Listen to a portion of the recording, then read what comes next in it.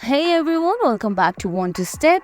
On today's video, I'm going to show you how to bold text post in LinkedIn. It's very quick and easy, so let's get started.